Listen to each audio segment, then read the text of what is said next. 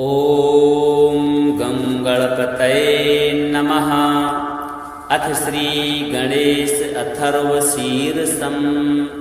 हरिः ॐ नमस्ते गणपतये त्वमेव प्रत्यक्षं तत्त्वमसि, त्वमेव केवलं कर्तासि, त्वमेव केवलं धर्तासि, त्वमेव केवलं हर्तासि, त्वमेव सर्वं खल्विदं ब्रह्मासि।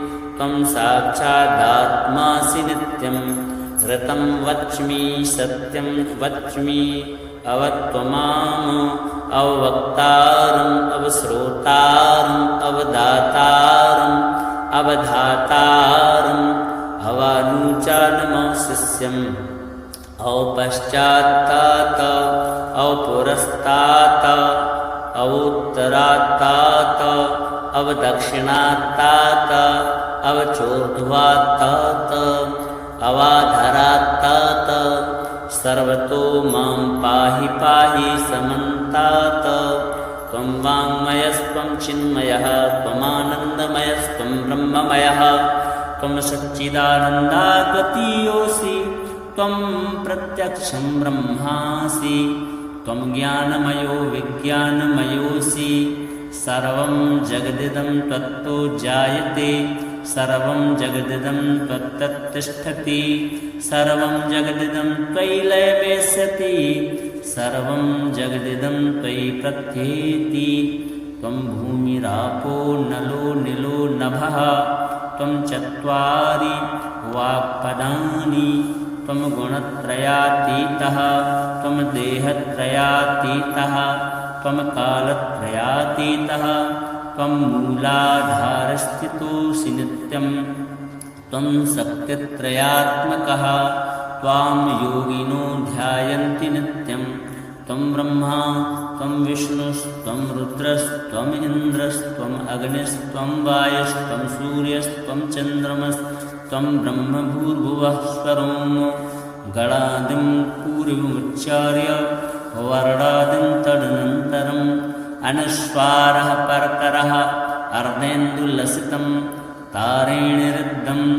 एतत्तव मनुष्यरूपं गकारः पूर्वरूपम् अकारो मध्यमरूपम् अनुस्वाराश्चान्त्यरूपं बिन्दुरुत्तररूपं। नादः सन्धानं संहिता सन्धिः सैषा गणेशविद्या गणकऋषिः निःसृतगायत्रीश्छन्दः गणपतिर्देवता। ॐ गं गणपतये नमः।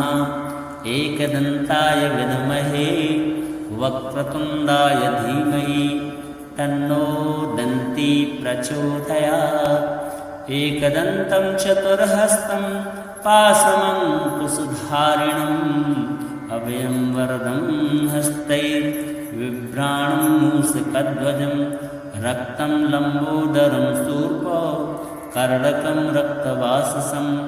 रक्तगन्धानुलिप्ताङ्गं रक्तपुष्पैः सुपूजितं।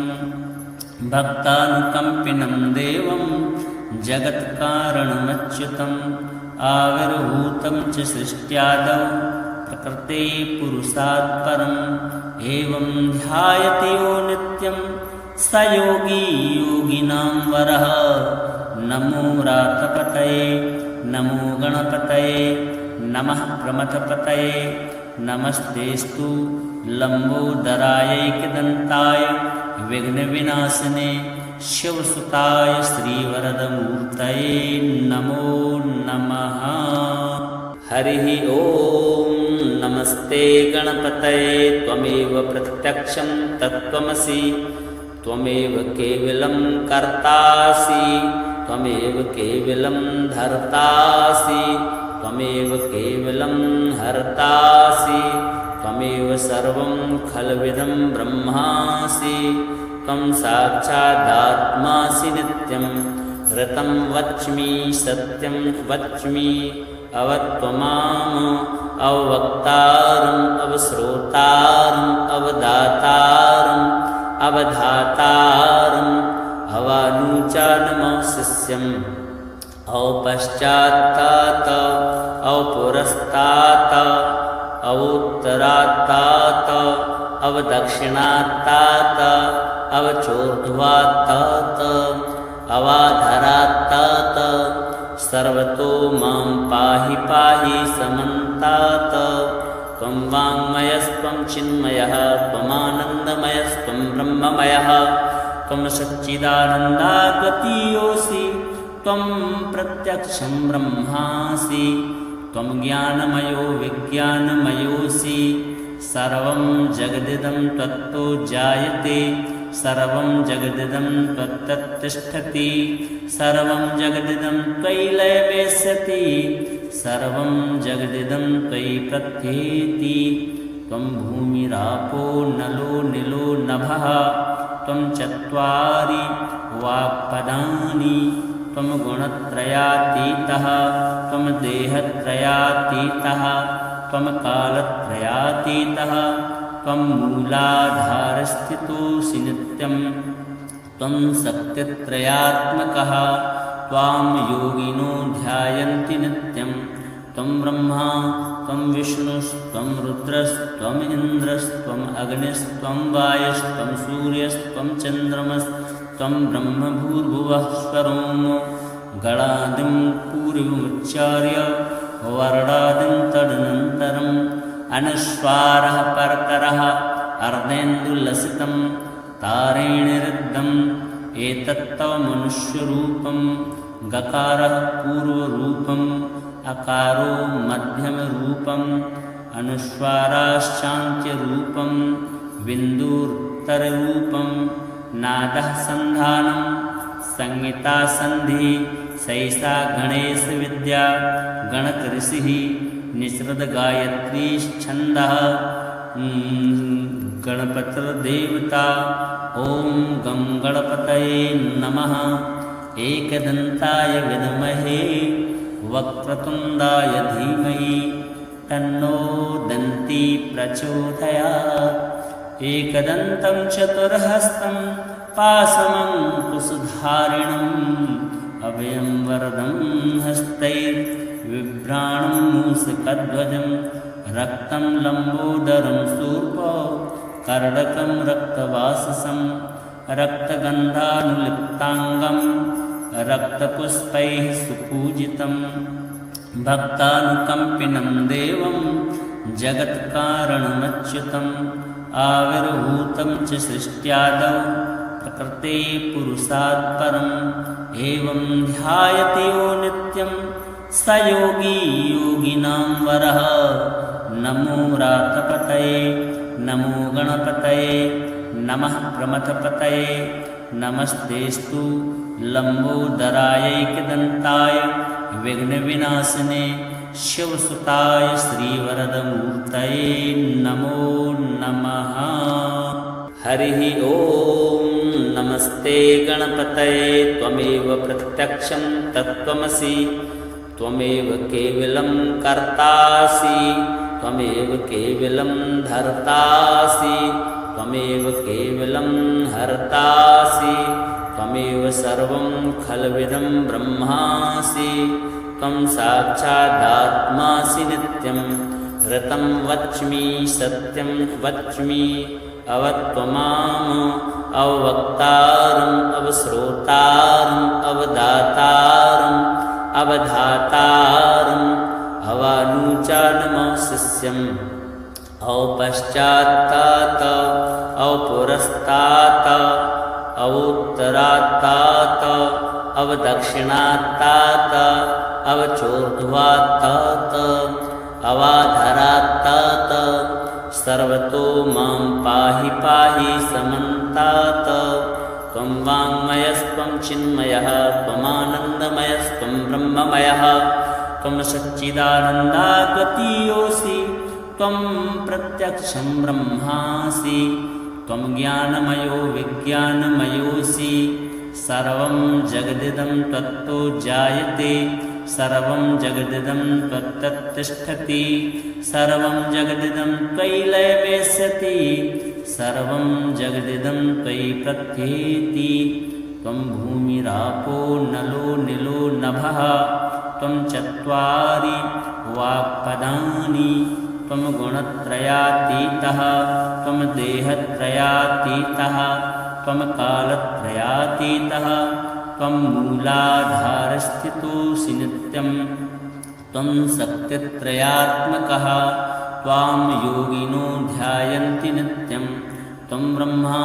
त्वं विष्णुस्त्वं रुद्रस्त्वम् इन्द्रस्त्वम् अग्निस्त्वं वायुस्त्वं सूर्यस्त्वं चन्द्रमस्त्वं ब्रह्मभूर्भुवः स्वरों गणादिं पूर्वमुच्चार्य वर्णादिं तदनन्तरम् अनुस्वारः परतरः अर्धेन्दुलसितं तारेणिरुद्धम् एतत्तव मनुष्यरूपं गकारः पूर्वरूपम् अकारो मध्यमरूपम् अनुस्वाराश्चान्त्यरूपं बिन्दुरुत्तररूपं नादः सन्धानं संहिता सन्धि सैषा गणेशविद्या गणकऋषिः निःसृतगायत्रीश्छन्दः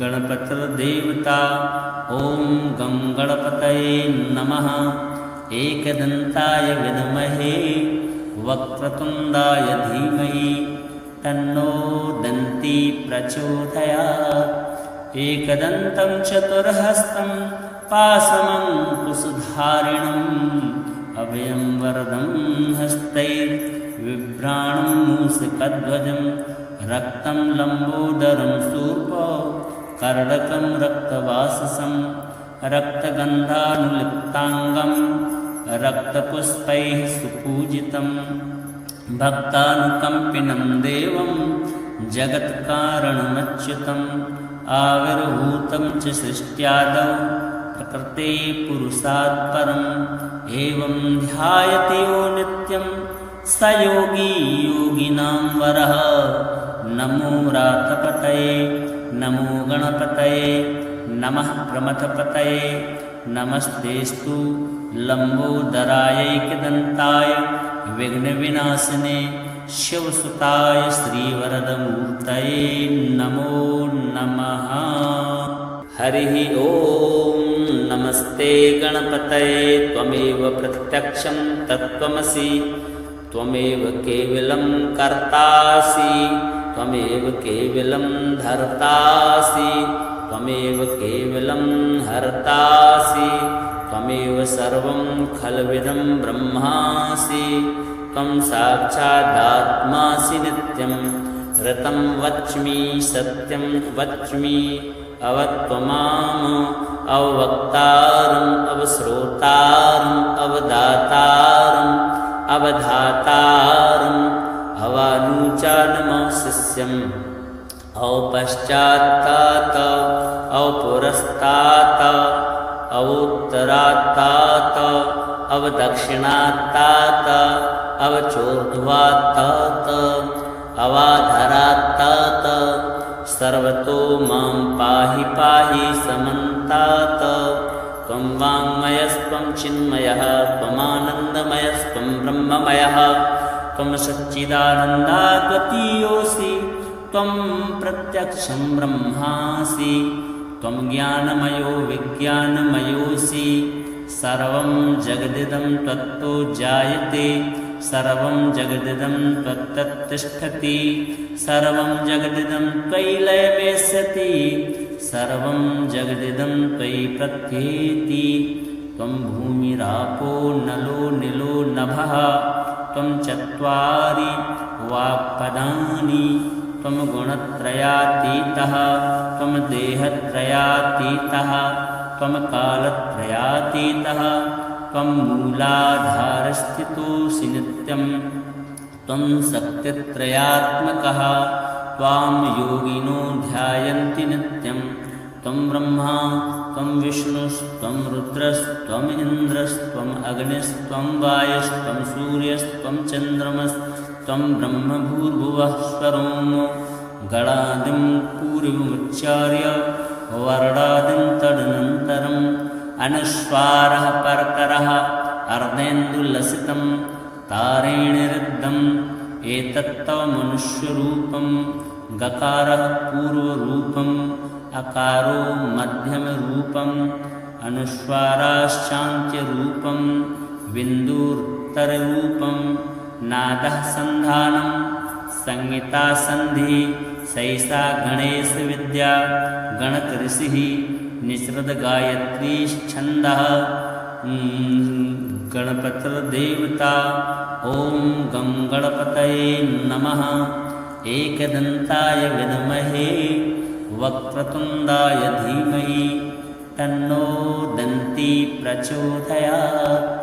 एकदन्तं चतुर्हस्तं पाशमङ्कुशधारिणम् अभयं वरदं हस्तैर्बिभ्राणं मूषकध्वजं रक्तं लम्बोदरं शूर्पं कर्णकं रक्तवाससं रक्तगन्धानुलिप्ताङ्गं रक्तपुष्पैः सुपूजितं भक्तानुकम्पिनं देवं जगत्कारणमच्युतम् आविर्भूतं च सृष्ट्यादौ प्रकृते पुरुषात् परम् एवं ध्यायते यो नित्यं स योगी योगिनां वरः। नमो रातपतये नमो गणपतये नमः प्रमथपतये नमस्तेस्तु लम्बोदरायैकदन्ताय विघ्नविनाशिने शिवसुताय श्रीवरदमूर्तये नमो नमः।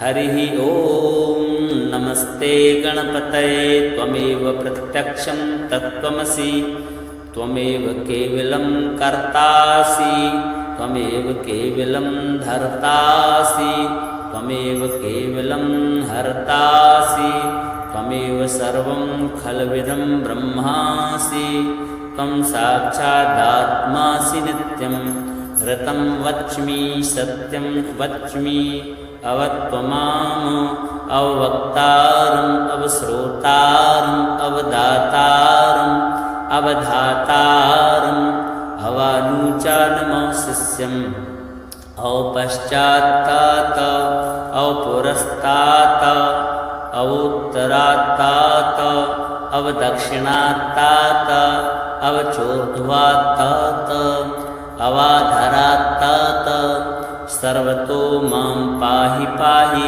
समन्तात। त्वं वाङ्मयस्त्वं चिन्मयः त्वमानन्दमयस्त्वं ब्रह्ममयः त्वं सच्चिदानन्दाद्वितीयोऽसि त्वं प्रत्यक्षं ब्रह्मासि त्वं ज्ञानमयो विज्ञानमयोऽसि सर्वं जगदिदं त्वत्तो जायते सर्वं जगदिदं त्वत्तत्तिष्ठति सर्वं जगदिदं त्वयि लयमेष्यति सर्वं जगदिदं त्वयि प्रत्येति।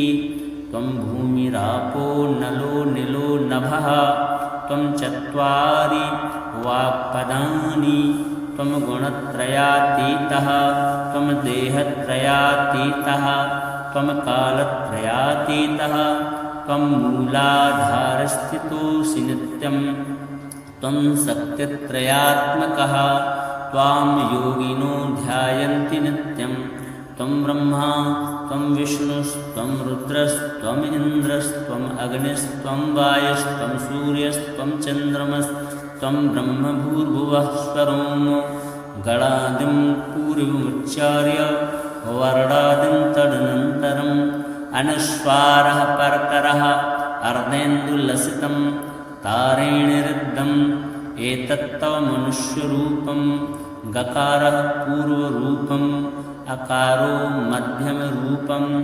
अनुस्वाराश्चान्त्यरूपं बिन्दुरुत्तररूपं नादः सन्धानं संहिता सन्धि सैषा गणेशविद्या गणकऋषिः निसृतगायत्री छन्दः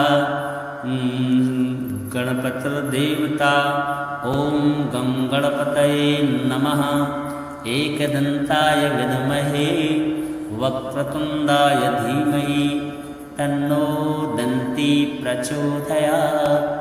एकदन्तं चतुर्हस्तं पाशमङ्कुशधारिणम् अभयं वरदं हस्तैर्बिभ्राणं मूषकध्वजं रक्तं लम्बोदरं शूर्पं कर्णकं रक्तवाससं रक्तगन्धानुलिप्ताङ्गं रक्तपुष्पैः सुपूजितं भक्तानुकम्पिनं देवं जगत्कारणमच्युतम् आविर्भूतं च सृष्ट्यादौ प्रकृते पुरुषात् परम् एवं ध्यायति यो नित्यं स योगी योगिनां वरः। नमो व्रातपतये नमो गणपतये नमः प्रमथपतये नमस्तेस्तु लम्बोदरायैकदन्ताय विघ्नविनाशिने शिवसुताय श्रीवरदमूर्तये नमो नमः। हरिः ॐ नमस्ते गणपतये त्वमेव प्रत्यक्षं तत्त्वमसि त्वमेव केवलं कर्तासि त्वमेव केवलं धर्तासि त्वमेव केवलं हर्तासि त्वमेव सर्वं खल्विदं ब्रह्मासि त्वं साक्षादात्मासि नित्यं ऋतं वच्मि सत्यं वच्मि अवत्वमाम् अवक्तारम् अवश्रोतारम् अवदातारम् अवधातारम् अवानुचानमशिष्यम् औपश्चात्तात औपुरस्तात अवोत्तरात्तात अवदक्षिणात्तात अवचोर्ध्वात्तात अवाधरात्तात सर्वतो मां पाहि पाहि समन्तात। त्वं वाङ्मयस्त्वं चिन्मयः त्वमानन्दमयस्त्वं ब्रह्ममयः त्वं सच्चिदानन्दाद्वितीयोऽसि त्वं प्रत्यक्षं ब्रह्मासि त्वं ज्ञानमयो विज्ञानमयोऽसि सर्वं जगदिदं त्वत्तो जायते सर्वं जगदिदं त्वत्तत्तिष्ठति सर्वं जगदिदं त्वयि लयमेष्यति सर्वं जगदिदं त्वयि प्रत्येति। त्वं भूमिरापो नलो निलो नभः त्वं चत्वारि वाक्पदानि त्वं गुणत्रयातीतः त्वं देहत्रयातीतः त्वं कालत्रयातीतः त्वं मूलाधारस्थितोऽसि नित्यं त्वं शक्तित्रयात्मकः त्वां योगिनो ध्यायन्ति नित्यं त्वं ब्रह्मा त्वं विष्णुस्त्वं रुद्रस्त्वम् इन्द्रस्त्वम् अग्निस्त्वं वायुस्त्वं सूर्यस्त्वं चन्द्रमस्त्वं ब्रह्म भूर्भुवः स्वरों गणादिं पूर्वमुच्चार्य वर्णादिं तदनन्तरम् अनुस्वारः परतरः अर्धेन्दुलसितं तारेणिरुद्धम् एतत्तव मनुष्यरूपं गकारः पूर्वरूपम् अकारो मध्यमरूपम् अनुस्वाराश्चान्त्यरूपं बिन्दुरुत्तररूपं नादः सन्धानं संहिता सन्धि सैषा गणेशविद्या गणकऋषिः निःसृतगायत्रीश्छन्दः गणपतिर्देवता। ॐ गं गणपतये नमः। एकदन्ताय विद्महे वक्रतुण्डाय धीमहि तन्नो दन्ती प्रचोदयात्। एकदन्तं चतुर्हस्तं पाशमङ्कुशधारिणम् अभयं वरदं हस्तैर्बिभ्राणं मूषकध्वजं रक्तं लम्बोदरं शूर्पो कर्णकं रक्तवाससं रक्तगन्धानुलिप्ताङ्गं रक्तपुष्पैः सुपूजितं भक्तानुकम्पिनं देवं जगत्कारणमच्युतम् आविर्भूतं च सृष्ट्यादौ प्रकृते पुरुषात् परम् एवं ध्यायति यो नित्यं स योगी योगिनां वरः। नमो व्रातपतये नमो गणपतये नमः प्रमथपतये नमस्तेस्तु लम्बोदरायैकदन्ताय विघ्नविनाशिने शिवसुताय श्रीवरदमूर्तये नमो नमः।